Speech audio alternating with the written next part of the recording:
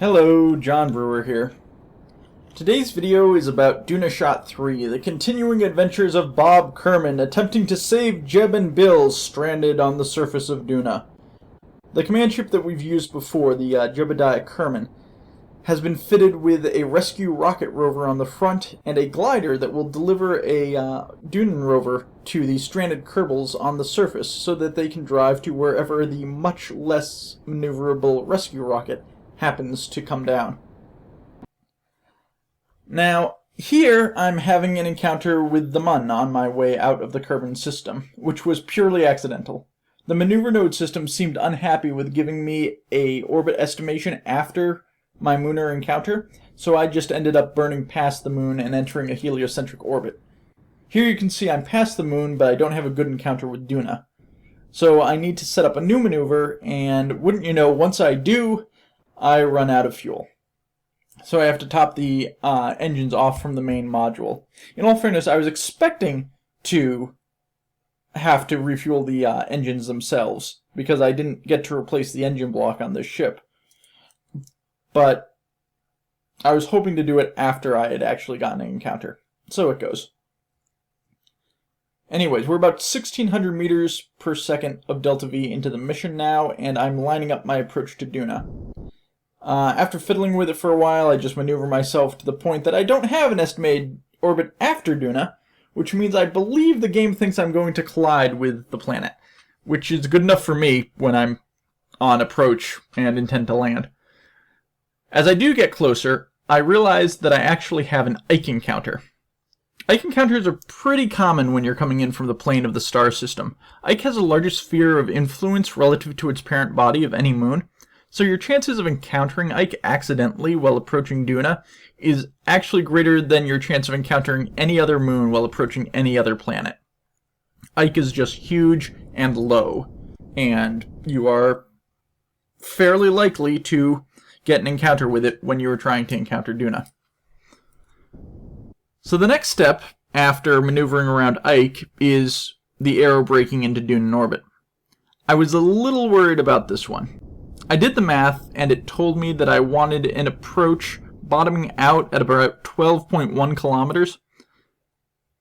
But I wasn't quite sure how that glider hanging off the side of the ship was going to affect the flight path. So I ended up hedging a little bit and actually lifted my periapsis on the approach to about 12.5, giving myself about 400 meters of wiggle room there.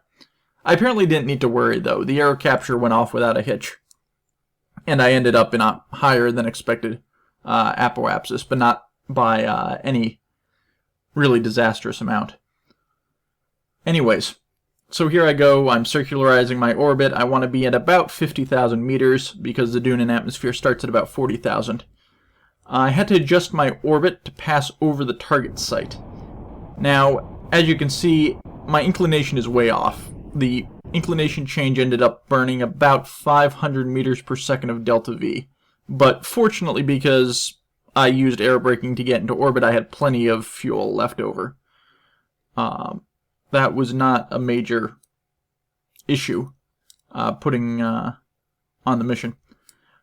I quickly got that done, and then I changed the orbit to drop the rescue rover. Now, why did I change the orbit?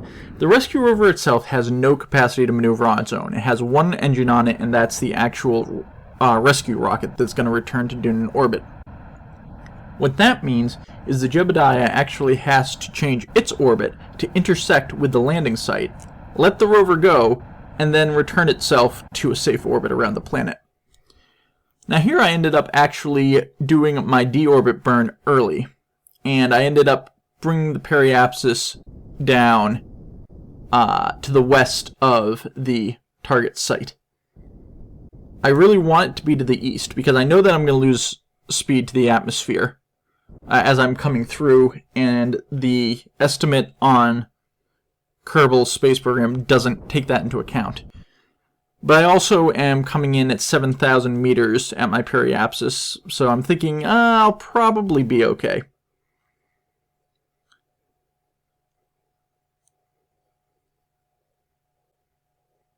So here I am descending down to the planet. I'm trying to make sure that I keep the rocket pointing straight up so that when I deploy the chutes, I don't end up tumbling. That turns out to be a little optimistic. Now here you can see I'm realizing that I'm not going to make the landing zone. In fact, I'm not even going to clear these ridges that are approaching. So I decide to try to put down in that ravine rather than on the slopes. But the parachutes, of course, don't deploy at this altitude. The pressure is too low. So here's roughly what I'm thinking as we make the approach. Okay, we got it. We got it. Okay, parachutes are not deploying. Parachutes are not deploying because we're too high. Okay, there we go. Oh, crap. Oh, crap. Oh, crap. Oh, crap. Okay, hold on. We can recover this. Okay, I got some control back. I got some control back. We're good. Oh, this is going to be a fast landing. What? What? What?